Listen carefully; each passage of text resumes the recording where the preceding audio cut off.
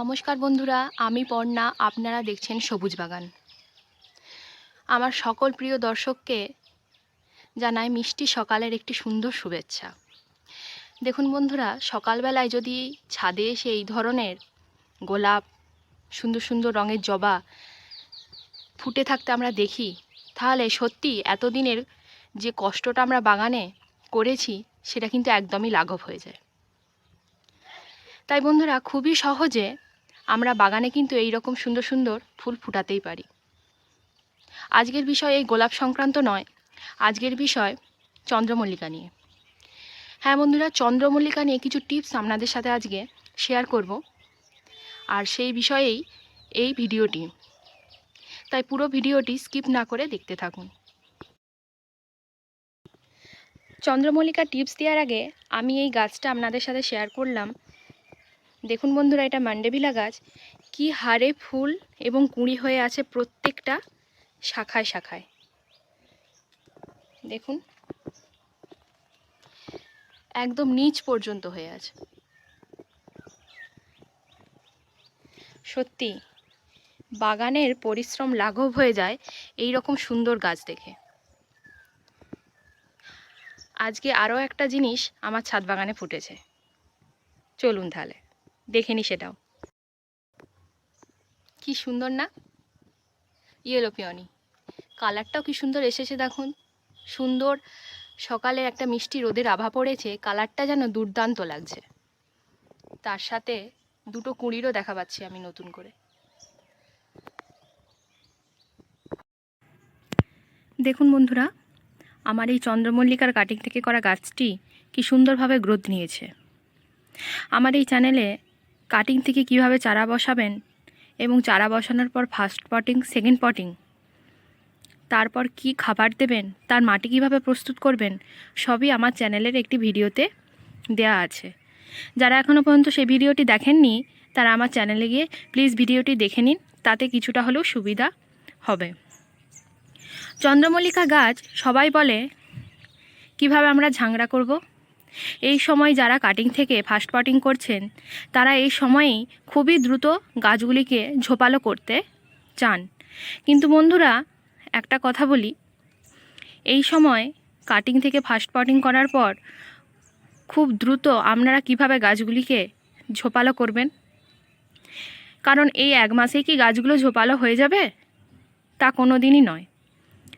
এই বিষয় নিয়ে আমি কতকগুলো টিপস আপনাদেরকে দিচ্ছি, সেই টিপসগুলো পর্যায়ক্রমে আমি ভাগ করে দেব যাতে আপনাদের বুঝতে সুবিধা হয়। প্রথম টিপসটা হলো, চন্দ্রমল্লিকা গাছ যদি আপনারা বড় বড় যারা চন্দ্রমল্লিকার এক্সপার্ট তাদের মতো করতে চান, তাহলে কিন্তু আপনাদেরকে কাটিং বসাতে হবে ফেব্রুয়ারি থেকে মার্চের মধ্যে।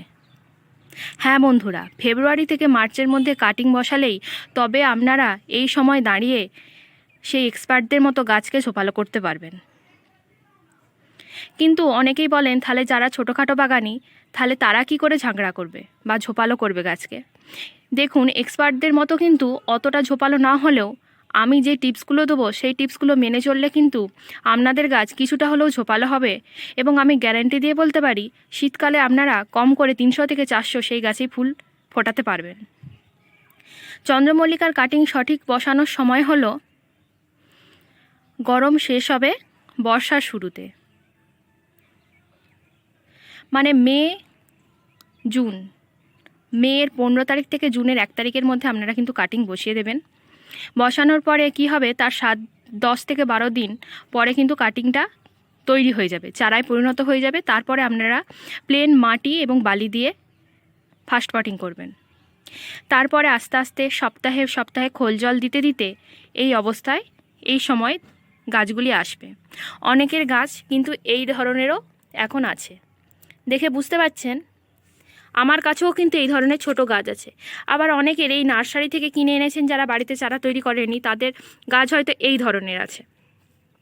তাহলে আপনারা কি শীতে ফুল পাবেন না? কেন পাবেন না? নিশ্চয়ই পাবেন। প্রচুর পরিমাণে না হলেও খুব কম পরিমাণেও কিন্তু পাবেন না, মোটামুটি একটা পাবেন, খুব কমও নয় খুব বেশিও নয়।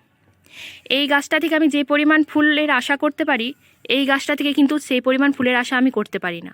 আবার এই গাছটা থেকে আমি যে পরিমাণ ফুলের আশা করতে পারি, এই গাছটা থেকে কিন্তু আমি সেই পরিমাণ ফুলের আশা করতে পারি না।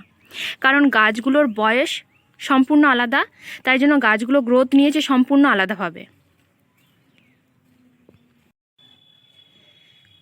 দ্বিতীয় নাম্বার টিপস, অনেকেই হয়তো বলবেন চন্দ্রমল্লিকা সম্পূর্ণ শেডে রাখা উচিত, কারণ এখন ঘোরতর বর্ষাকাল চলছে, মাঝে মধ্যেই প্রচুর পরিমাণে বৃষ্টি হয়ে যাচ্ছে, তারপরেই আকাশ পরিষ্কার হয়ে খুব চড়া রোদ উঠছে।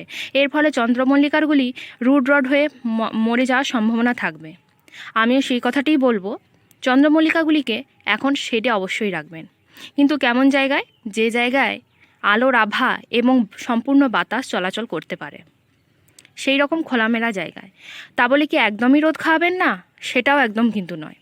প্রতিদিন সকালবেলা যেদিন আকাশ পরিষ্কার থাকবে, মেঘ আকাশে না থাকবে, সেদিন দেখবেন হালকা এই বর্ষার আকাশে হালকা রোদ উঠেছে, আবার কোনো কোনো দিন খুব চড়া রোদও উঠেছে। সেই সময় সকাল 7টা থেকে 10টা পর্যন্ত গাছগুলিকে খোলা ছাদে রাখবেন।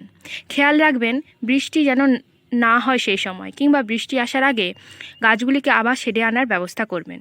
হ্যাঁ, বুঝতে পারছি একটু পরিশ্রমের কাজ হবে, কিন্তু বন্ধুরা, ভালো জিনিস পেতে গেলে একটু পরিশ্রম করতেই হবে। তাই জন্য একবারে শেডের তলায় গাছগুলিকে রাখবেন না, ফলে গাছগুলি বিবর্ণ হয়ে যাবে, পাতার রং ফ্যাকাশে হয়ে যাবে, পাতার ডগা পুড়ে যাওয়ার সম্ভাবনা থাকবে, এবং গাছগুলি কিন্তু তেমন গ্রোথ নেবে না, রুট ডেভেলপমেন্ট গাছের হবে না। তাই জন্য কিছুটা পরিমাণ সূর্যের আলো এই সময় চন্দ্রমল্লিকাগুলিকে দেওয়া উচিত। প্রথম গাছগুলিকে শেডের তলা থেকে এই ধরনের রোদে আনার পর দেখবেন গাছগুলি হঠাৎ করে ঝিমিয়ে যাচ্ছে, পাতাগুলি নেতিয়ে পড়ছে বা গাছটি ঢলে পড়ছে। তখন কিন্তু একদমই ভয় পাবেন না। গাছের মাটিতে অথচ দেখছেন যে জল যথেষ্ট পরিমাণ আছে, কিন্তু গাছগুলির এরকম অবস্থা, তখন ভয় পাওয়ার কোনো কারণ নেই। কারণ গাছগুলি শেড থেকে বাইরের পরিবেশে যখন আসছে, রোদটাকে ঠিকঠাক তারা নিতে পারছে না, তাই জন্য এইরকম অবস্থা হচ্ছে। গাছগুলি পরপর দিন 4 রোদ খেতে খেতে ওদের ধাতেশ হয়ে যাবে। দেখবেন দিন 4 পর থেকে গাছগুলি সম্পূর্ণ রোদে আছে এবং গাছগুলি ঠিক টসটসে আছে, পাতাগুলিও এই ধরনের সবুজ ও সতেজ থাকবে। তৃতীয় নম্বর টিপস হলো, চন্দ্রমল্লিকা গাছগুলিকে কিন্তু এখন পর্যাপ্ত পরিমাণে খাবার দিতে হবে। কারণ এদের যদি খাবারের ঘাটতি হয়, তাহলে কিন্তু এরা ঠিকঠাক ব্রাঞ্চ বের করতে পারবেন না, তার ফলে কি হবে, এরা গ্রোথ নিতে পারবে না। তাই জন্য আমি খাবারটি কী দিই এই সময়, দেখুন একটি পাত্রে আমি খোল ভিজিয়ে রেখেছি। এরকম একটি পাত্রে আপনারাও খোল ভিজিয়ে রাখবেন এবং মাঝে মধ্যে কাঠির সাহায্যে এটি নাড়িয়ে দেবেন। এর ফলে দেখুন আমি এখানে 10 লিটার জল নিয়ে নিয়েছি। এরপর খুবই সামান্য পরিমাণ খোল আমি এতে দিয়ে দিচ্ছি। এবার আমি আপনাদেরকে জলের কালারটা দেখে দিচ্ছি।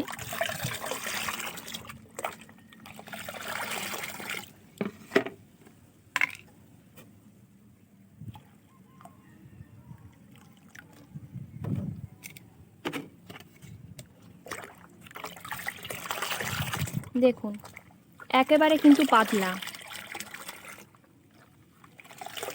এই রকম ধরনের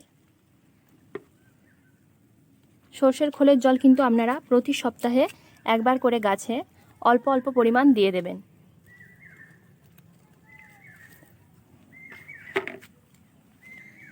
গাছে যেদিন খোল জল দিলেন, হয়তো আপনি সোমবার দিন খোল জল দিলেন, তার ঠিক 3 দিন পরে দেবেন ডিএপির দানা। এই দানা ডিএপি খুবই কাজ করে চন্দ্রমল্লিকা গাছে, এবং চন্দ্রমল্লিকা গাছ এই দানা ডিএপি খুব পছন্দ করে। এবার প্রতি টব পিছু কত করে দেবেন? বেশি একদমই না বন্ধুরা, বেশি করে একদম দেবেন না, খুবই অল্প পরিমাণ দেবেন। এবং আর এই ডিএপি এখন এদের শেকড় বৃদ্ধিতে খুব ভালোভাবে কাজ করবে এবং এদের গ্রোথ নিতেও সাহায্য করবে কিন্তু এই ডিএপি। এইটা আমার 4 ইঞ্চি টব আছে, এই কটা এক ধারে এরকমভাবে ফেলে রেখে দেবেন। এই রকম গ্লাসে যাদের লাগানো থাকবে তাদের এই 4টি দানা, আর এই বড় টবে থাকলে জাস্ট এইটুকু এরকমভাবে পড়ে থাকবে এবার আপনারা জল দেবেন, খেয়াল রাখবেন গাছ যেন একবারে ঝিমিয়ে না পড়ে। অনেকে হয়তো ভাববেন জল কম খায়, কম চায়, কিন্তু কোনো দিনই একটা গাছ একবারে শুকনো হয়ে যাওয়া মাটি পছন্দ করে না। বিশেষত চন্দ্রমল্লিকা কিন্তু ভেজা মাটি পছন্দ করে, কিন্তু ওভার ওয়াটারিং একদমই পছন্দ করে না।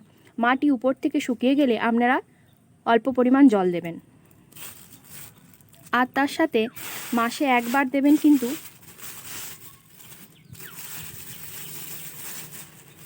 এই মিক্স খাবারটা, মানে জৈব মিশ্র সার, যেটা যাদের কাছে না থাকবে তারা কিন্তু দোকান থেকে আলাদা আলাদা পরিমাণ শিংকুচি, হাড়গুঁড়ো, ভার্মিকম্পোস্ট, নিমখোল, জিয়ার দানা, ভিটামিন এবং কিছুটা পরিমাণ ফাঙ্গিসাইড ভালোভাবে মিশিয়ে রেখে দেবেন জলতড়া দিয়ে 1 মাস যে কোনো একটি পাত্রের মধ্যে। মাঝে মধ্যে নেড়ে সেই মিশ্র সারটি হাওয়া জায়গায় মিলে দেবেন। তারপরে আবার তোলার সময় জলতড়া দিয়ে রেখে দেবেন। এইভাবে সারগুলি পুরো এইরকমভাবে সারে পরিণত হয়ে গেলে তখন কিন্তু গাছের গোড়ায় অ্যাপ্লাই করতে পারেন। বা অনেকে বলবেন আমার তো সার করা নেই, কিন্তু তাহলে কি ডাইরেক্ট অ্যাপ্লাই করা যাবে না? হ্যাঁ বন্ধুরা, যাবে, কিন্তু সেটা অল্প পরিমাণ দেবেন, খুব একটা বেশি পরিমাণ নয়। তার সাথে আমি আরেকটা টিপস বলবো, এটা কিন্তু সব বাগানিরা কিন্তু শেয়ার করতে চায় না। এই গাছ ঝোপালা করার জন্য একটি অন্যতম মেন খাদ্য হলো এর 12-61-0। হ্যাঁ বন্ধুরা, এটা এই ধরনের এনপিকে অনেকে দেখে থাকবেন, সেই ধরনের 12-61-0 এটি প্রতি লিটার জলে 1 গ্রাম করে স্প্রে করতে পারেন। এর সাথে সামান্য পরিমাণ ম্যাগনেসিয়াম সালফেট মিশিয়ে স্প্রে করলে আরও ভালো ফল পাওয়া যায়। কিংবা স্প্রের বদলে যদি আপনারা গোড়াতেও প্রতি 1 লিটার জলে 1 গ্রাম করে গুলে গোড়াতেও যদি 1 কাপ করে দিয়ে দেন, তাহলে কিন্তু আরও ভালো ফল পাবেন। চতুর্থ টিপস হচ্ছে এর কিন্তু ডগা পিঞ্চিং করতে হবে। হ্যাঁ বন্ধুরা, এই গাছে যত আপনি ডগা পিঞ্চিং করবেন তত কিন্তু এর নতুন ব্রাঞ্চ বের করবে, ফলে গাছটি আপনা থেকেই গ্রোথ নিতে শুরু করবে এবং গাছটি ঝোপালো হয়ে উঠবে। তার ফলে শীতকালে আপনারা অত্যধিক পরিমাণ ফুল পাবেন। এবার বলবেন হয়তো যারা হচ্ছে এক্সপার্ট তাদের মতো আমাদের গাছের শেপ আসে না কেন, বা তাদের মতো আমরা গাছকে সুন্দরভাবে শেপে আনতে পারি না কেন? এটা কিন্তু আপনাদেরই ভুল। কারণ যখন পিঞ্চিং করেন তখন কিন্তু একটিমাত্র ফুলের জন্য গাছটি ঠিকঠাক গঠন হয় না। যেমন দেখুন, এখানে আমার একটি ডগা আছে, এই ডগাটি আছে, এই ডগাটি ছোট কিন্তু এই ডগাটি বড়। আমি কি দুটো ডগায় পিঞ্চিং করব? না বন্ধুরা, দুটো ডগা পিঞ্চিং করলে কিন্তু আমার গাছ সম্পূর্ণভাবে গোল হবে না। তাই জন্য আমি এই ডগাটা পিঞ্চিং করব। দেখুন, দুটো ডগ কিন্তু সমান হলো। এই ডগ থেকে আবার যখন ব্রাঞ্চ বের হবে এবং এই ডগ থেকেও আবার যখন নতুন ব্রাঞ্চ হবে, তখন কিন্তু গাছটা সমান হয়ে যাবে। এইভাবে কিন্তু ডগা পিঞ্চ করতে হবে। কোনোটা 2 পাতা, কোনোটা 4 পাতা, কোনোটা আবার 6 পাতা, সেটা আপনাদেরকে কিন্তু খেয়াল করে পিঞ্চ করতে হবে। পঞ্চম টিপস হচ্ছে, আপনারা 10 ইঞ্চির টবে যখন এই গাছগুলিকে বসাবেন তখন কিন্তু আলাদাভাবে আবার গ্রোথ নেবে। তাই জন্য সেই গাছের মাটিটা কিভাবে করবেন তা এখন থেকে কিন্তু আপনাদেরকে ভেবে চিন্তে মাটিটি করে রেখে দিতে হবে। এই গাছ কিন্তু খুবই চুন মিশ্রিত মাটি পছন্দ করে। তাই জন্য মাটি তৈরি করার সময় আমি একটি 10 ইঞ্চি টবের কথা বলছি, সেই রকমভাবে যত পরিমাণ গাছ লাগাবেন সেই পরিমাণটা তত পরিমাণ বাড়িয়ে নেবেন, এবং যে কম লাগাবেন সে কমিয়ে নেবেন। দেখুন, 10 ইঞ্চি টবের জন্য হাফ টব দোআঁশ মাটি নেবেন, হাফ টব গোবর সার নেবেন, এবং এই রকম মিশ্র সার নেবেন 2 মুঠো। 1 চা চামচ নেবেন চুন, 1 চা চামচ নেবেন সুপার ফসফেট। ভালোভাবে মাখিয়ে জলতড়া দিয়ে কিন্তু বস্তার মধ্যে রেখে দেবেন। তৎক্ষণাৎ এই মাটি তৈরি করে কখনোই এই ধরনের গাছ বসাতে যাবেন না। গাছটি অতিরিক্ত সারের তেজে কিন্তু ঝিমিয়ে মারা যেতে পারে। কম করে 15 দিন পর আপনারা চন্দ্রমল্লিকা বসাবেন। তাই জন্য এখনই আমি এই ভিডিওর মধ্যে শেয়ার করে দিলাম, মাটিটা আগে আপনারা প্রস্তুত করে রাখুন। 6 নম্বর টিপস হলো, এটা কিন্তু সব বাগানিরাই ভুল করেন। চন্দ্রমল্লিকা গাছে ঘন ঘন ফাঙ্গিসাইড স্প্রে করবেন না। হ্যাঁ বন্ধুরা, আমি বলছি কারণ আমি এটা নিজে ভুক্তভোগী। যে যতই বলুক এখন বর্ষার সিজন, ফাঙ্গিসাইড স্প্রে করতে হবে, বৃষ্টির একটু জল লাগলেই ফাঙ্গিসাইড স্প্রে করতে হবে, নাহলে গোড়া পচে যাবে। আমি গাছগুলিতে তেমন পরিমাণ ফাঙ্গিসাইড স্প্রে করিনি, কারণ ফাঙ্গিসাইড চন্দ্রমল্লিকা গাছে অত্যধিক পরিমাণ স্প্রে করলে কিন্তু গাছের গ্রোথ একদমই থমকে দেয়। ছোট যে কোনো চারা গাছে ফাঙ্গিসাইড স্প্রে করার আগে 5 বার ভাববেন কারণ ফাঙ্গিসাইড গাছের গ্রোথ স্টপ করে দেয়। তা বলে কি ফাঙ্গিসাইড একদমই ইউজ করবেন না তা কিন্তু নয়। আপনারা 20 দিন অন্তর একবার যে কোনো ফাঙ্গিসাইড ইউজ করবেন এই গাছে, কিন্তু খুবই অল্প পরিমাণ। যেমন অন্যান্য ফাঙ্গিসাইড আমি বলি প্রতি লিটার জলে 2.5 গ্রাম করে মিশিয়ে স্প্রে করতে, কিন্তু আমি এর ক্ষেত্রে বলবো প্রতি লিটার জলে 1 গ্রাম করে মিশিয়ে ভালোভাবে ঝাঁকিয়ে স্প্রে করবেন এবং গোড়ার মাটিতেও কিছুটা পরিমাণ দেবেন, গাছ সুস্থ থাকবে। ভিডিও দেখে দেখে সব সময় সব যুক্তি গাছে অ্যাপ্লাই করলে কিন্তু চলবে না বন্ধুরা, নিজেকেও কিন্তু হাতে কলমে কিছু শিখতে হবে। তাই জন্য যারা নিজেরা উপলব্ধি করেছে করে আপনাদের সাথে শেয়ার করছে তাদের যুক্তি একমাত্র নেবেন। তার ফলে কি হবে, আপনারা সুস্থ স্বাভাবিক একটা বাগান গড়ে তুলতে পারবেন। অনেকের কথা শুনে শুনে আপনারা এইরকম ছোট ছোট চারা গাছে অত্যধিক পরিমাণ ফাঙ্গিসাইড স্প্রে করেছেন, তার ফলে গাছটি বাড়ছে না, এর ফলে গাছটির গ্রোথ থমকে যাচ্ছে এবং আপনাদের চিন্তা হয়ে যাচ্ছে কি গাছটা আমি ঝোপালো করতে পারছি না, ফলে শীতকালে আমি কম মাত্রায় ফুল পাবো। তাই জন্য ফাঙ্গিসাইড দেওয়াটা বন্ধ করে দেবেন 20 দিন অন্তর অন্তর। আর বৃষ্টির জলে কিন্তু গাছ ভেজাবেন না। আর প্রতিদিন সকালবেলা একবারটি করে রোদ খাওয়ান। আর যে খাবারগুলো দিতে বললাম সেই খাবারগুলো টাইমলি দিন। আশা করছি আপনাদের গাছ সুস্থ হবে, গ্রোথ নেবে, ঝোপালো হবে, আগামী শীতে প্রচুর পরিমাণে ফুল পাবেন। তাই বন্ধুরা এই ভিডিওটি এইখান পর্যন্তই। ভিডিওটি যদি আপনাদের একটু ভালো লেগে থাকে তাহলে প্লিজ একটা লাইক করবেন, সাবস্ক্রাইব ও শেয়ার করে পাশে থাকবেন। আর যদি কোনো সমস্যা থাকে তাহলে অবশ্যই কমেন্ট বক্সে আমাকে জানাবেন।